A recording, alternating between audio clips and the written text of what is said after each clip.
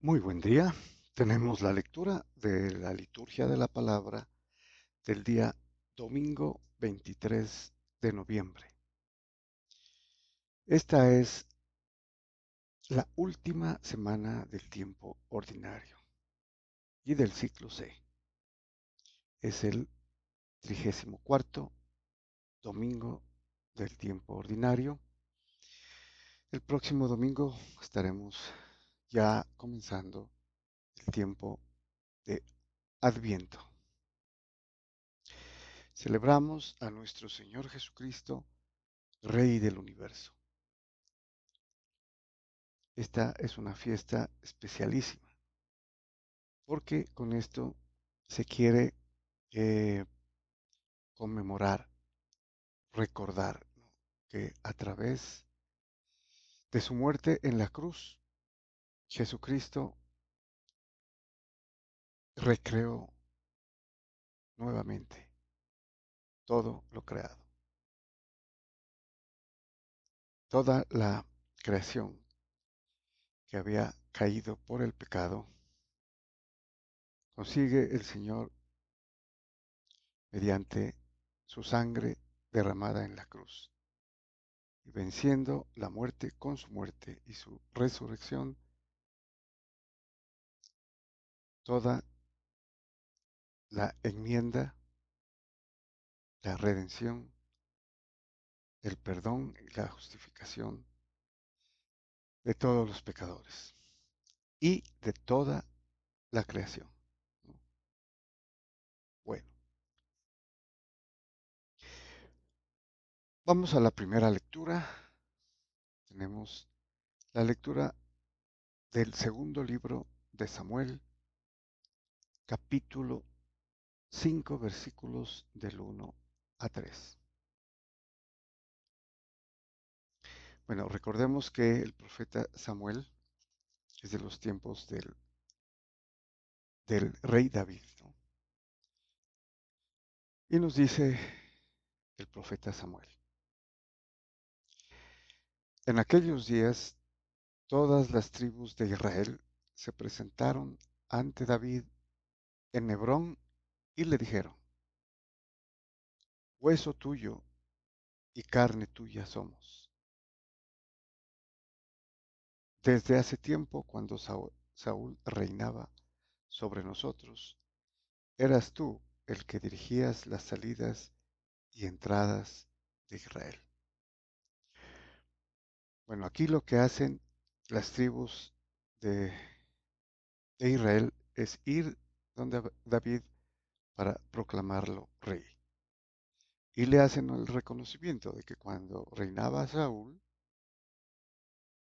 él era el que lograba las victorias contra los enemigos, ¿no? Por eso le dicen que él dirigía las salidas y las entradas victoriosas de Israel. Por eso el, el rey Saúl se llenó de celos y lo perseguía, ¿no?, para matarlo. Y continúa: por su parte el Señor te ha dicho: tú pastorearás a mi pueblo Israel. Tú serás el jefe de Israel. Los ancianos de Israel vinieron a ver al rey en Hebrón. El rey hizo una alianza con ellos en Hebrón en presencia del Señor, y ellos le ungieron como rey de Israel.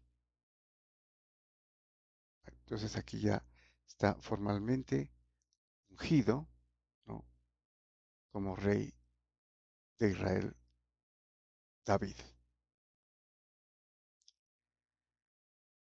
Bueno, entonces es una lectura apropiada para la solemnidad, ¿no? Solemnidad de Jesucristo, Rey del universo. Entonces empezamos con el reinado de David. Continuamos con el Salmo responsorial. Tenemos el Salmo 122, cuyo responso es: vamos alegres a la casa del Señor. Bueno, ya hemos mencionado que la casa del Señor se refiere aquí al templo de Jerusalén. Y es un canto que se, se hacía en la liturgia judía, ¿no? En el templo. Y también podemos hacer una referencia a que la casa del Señor también mesiánicamente se refiere al verdadero templo de Dios, ¿no?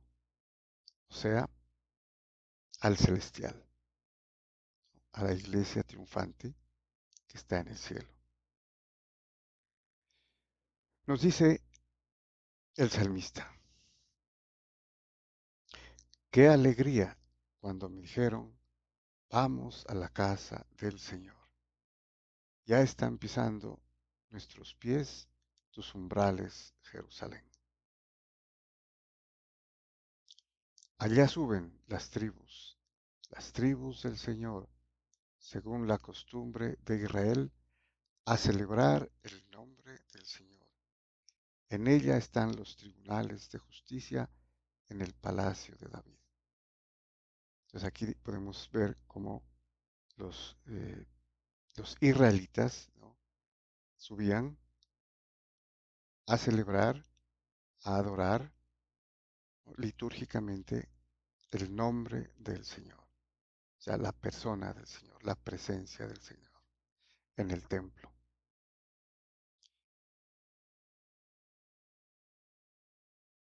Muy bien, vamos entonces a la segunda lectura.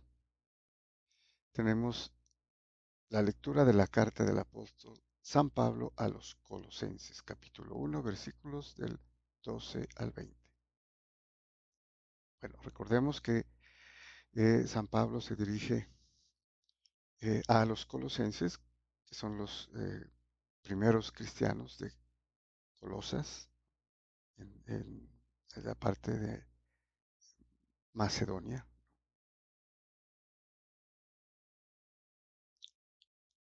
y les dice, hermanos, demos gracias a Dios, Padre, que los ha hecho capaces de compartir la herencia del pueblo santo en la luz. Bueno, son cristianos, ¿no? Ya. Y este tiene un carácter universalista, o sea, católico, ¿no? Porque se dirige a los gentiles que han abrazado la fe. Y por eso es una gracia, es un don de Dios haberlos hecho capaces, dice, de compartir la herencia del pueblo santo, ¿no? Eh, como hijos de la luz, en realidad dice, ¿no? El texto. Hijos de la luz, hijos de Dios. Continúa.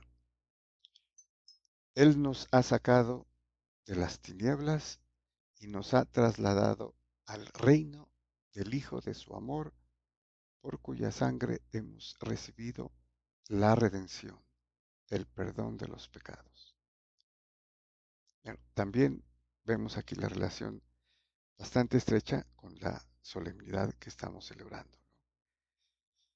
Es que a través del bautismo de estos primeros cristianos eh, han sido trasladados, dice, ¿no? De las tinieblas, del pecado en el que estaban. Incluso los gentiles, ¿no? No eran parte del pueblo judío, pero estaban adorando otros dioses, o incluso sin, sin ningún dios. Al hacerse cristianos, ¿sí? Dice, han sido trasladados. Aquí se incluye también San Pablo, ¿no? Porque habla en la primera persona del plural. Nos ha trasladado al reino del Hijo de su amor, el reino de Cristo, ¿no? Que es el mismo reino de Dios, el reino de los cielos. Y sabemos que ya está como germen en ese momento, hace 2000 años, ¿no? Con la iglesia naciente, pero perfectamente ya la iglesia triunfante en el cielo. Y todo esto lo ha conseguido Jesucristo a través de su sangre, ¿no? Y se ha recibido, dice, la redención y el perdón de los pecados. Y continúa, Él es imagen del Dios invisible, primogénito de toda criatura, porque en Él fueron creadas todas las cosas, celestes y terrestres, visibles e invisibles, tronos y dominaciones, principados y potestades. Todo fue creado por Él y para Él. Aquí manifiesta en forma sublime, ¿no? Los atributos del Señor Jesucristo. Él es imagen del Dios invisible. En griego es eh, ícono o icon, ¿no? El- la imagen del Dios que los judíos no podían ver y que no podemos ver porque es invisible. Cristo es la imagen, primogénito de toda criatura. ¿Por qué llama primogénito? Dice, porque en Él fueron creadas todas las cosas. Las celestes, o sea, los ángeles, y las terrestres, ¿no?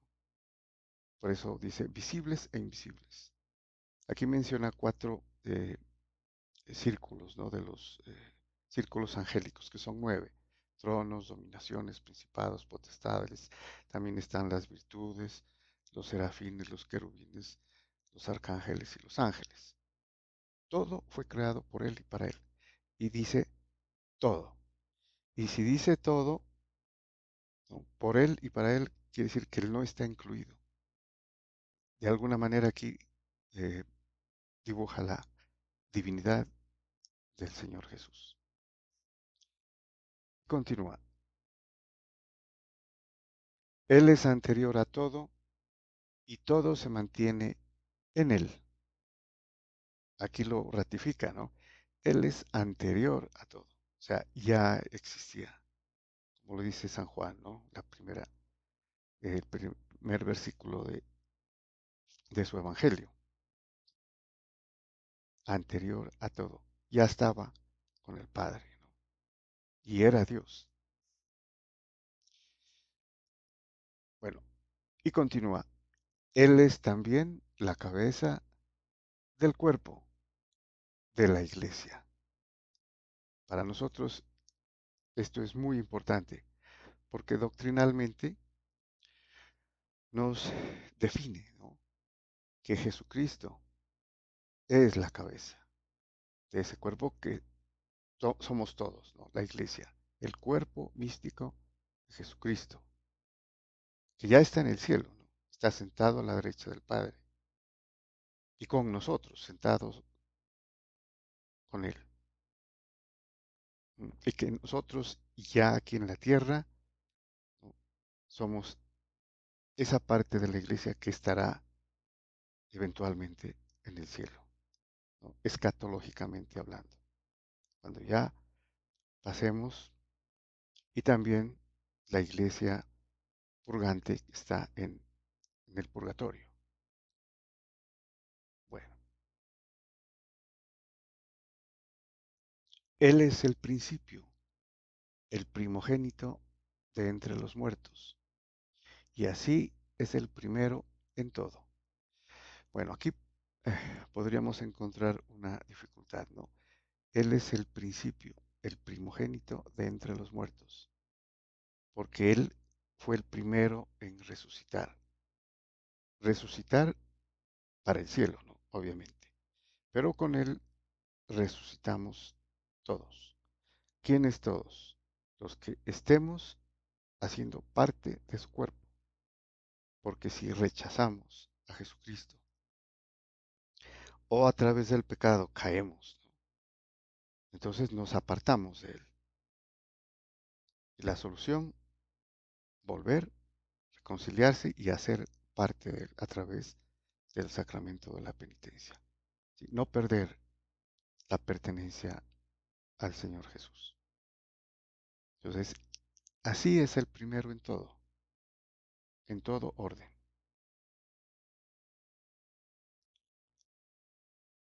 Y termina. porque en Él, o sea, en Jesucristo, quiso Dios que residiera toda la plenitud, toda la plenitud. O sea, no hay nada que escape a Cristo, ¿no? Todo reside en Él. Y por Él y para Él quiso reconciliar todas las cosas, las del cielo y las de la tierra, haciendo la paz por la sangre de su cruz, que es la redención, que es la nueva creación. ¿Sí? El Señor Jesucristo venció la muerte con su muerte en la cruz, ¿no? Nos redimió y nos alcanzó la justificación con su resurrección. Entonces, por eso dice, reconcilió todas las cosas, ¿no? Las invisibles y las terrenas.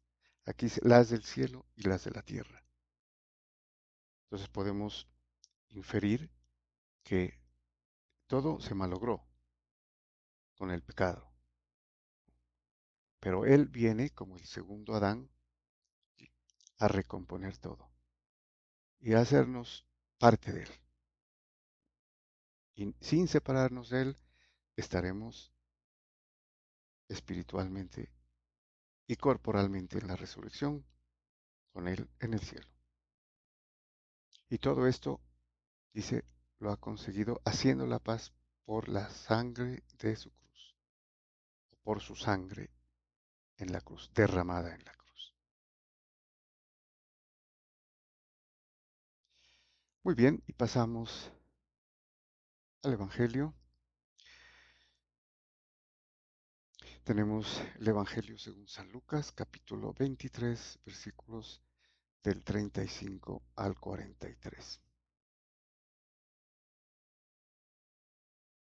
Su título temático: Señor, acuérdate de mí cuando llegues a tu reino. Ya, de hecho, eh, anticipa, ¿no?, a Jesucristo Rey, que llegar a su reino es precisamente el Rey, Rey del universo. Nos dice San Lucas: en aquel tiempo los magistrados hacían muecas a Jesús, diciendo: a otros ha salvado, que se salve a sí mismo, si él es el Mesías de Dios, el elegido. Bueno, los magistrados aquí son las autoridades religiosas, los fariseos, doctores de la ley, escribas. Dice, hacían muecas, o sea, gestos de burla, cuando él estaba ya en la cruz. Aquí estamos en presencia de Jesús siendo crucificado, muriendo en la cruz. Se burlaban de él también los soldados, que se acercaban y le ofrecían vinagre, diciendo: si eres tú el rey de los judíos, sálvate a ti mismo. O sea, incluso los soldados que obedecían órdenes, obviamente, ¿no?, se burlaban de él. Hacían prácticamente lo que hacían las autoridades religiosas judías, burlarse. Había también por encima de él un letrero: este es el rey de los judíos. Uno de los malhechores crucificados lo insultaba diciendo, bueno, recordemos que con el Señor Jesús fueron crucificados otros dos, ¿no? Eh, Malhechores aquí los llama, o ladrones, ¿no? La ley judía solamente permitía una muerte, pero como acá son la ley romana, ellos podían crucificar muchos más, ¿no? De hecho, la historia nos dice que un gobernador romano hizo crucificar 2000 judíos, ¿no? En determinado tiempo. Bueno, entonces estaba Jesucristo y a los lados dos malhechores. Y estos lo insultaban, diciendo, uno de ellos, ¿no? Uno de los malhechores crucificados lo insultaba diciendo, ¿no eres tú el Mesías? Sálvate a ti mismo y a nosotros. Bueno, esta es una petición servil, ¿no? O sea, sálvate porque voy a ser yo también salvado, o para que me salves, ¿no? Esto lo decía uno de los malhechores. Pero el otro, respondiéndole e increpándolo, le decía, ¿ni siquiera temes tú a Dios, estando en la misma condena?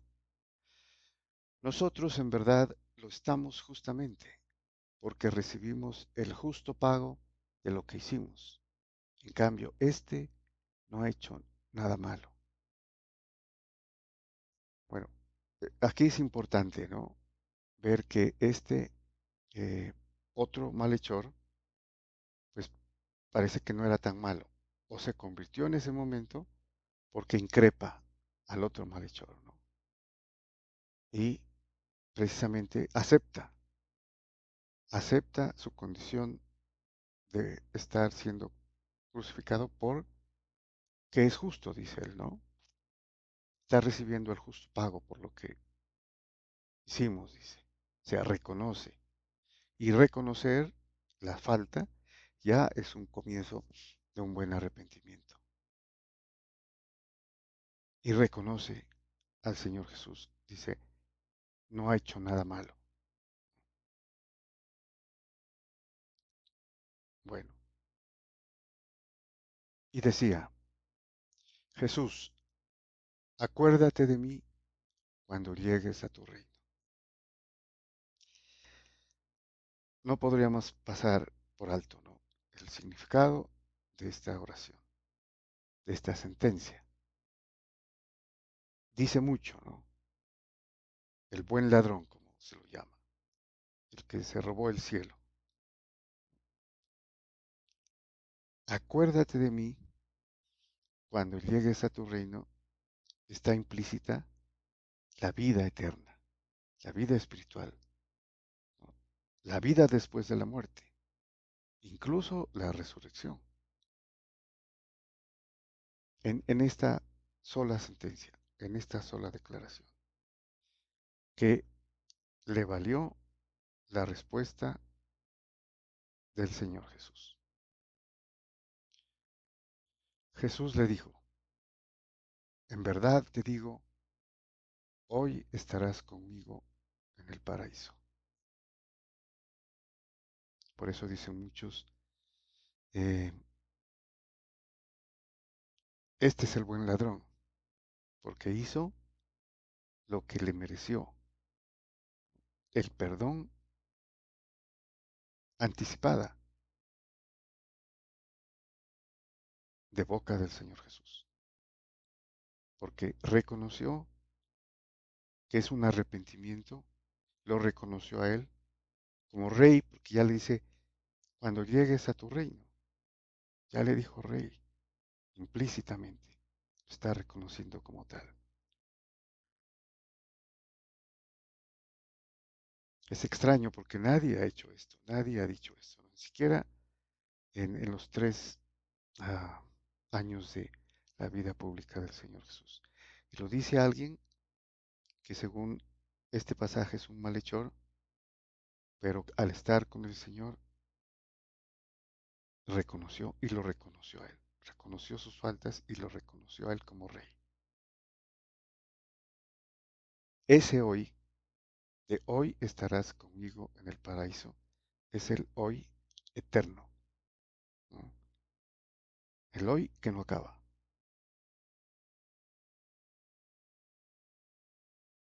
Y por eso este, entre comillas, malhechor se ganó el cielo.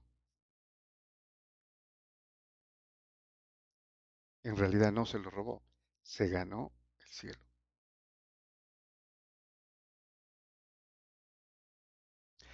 Muy bien, muchas gracias y bendiciones.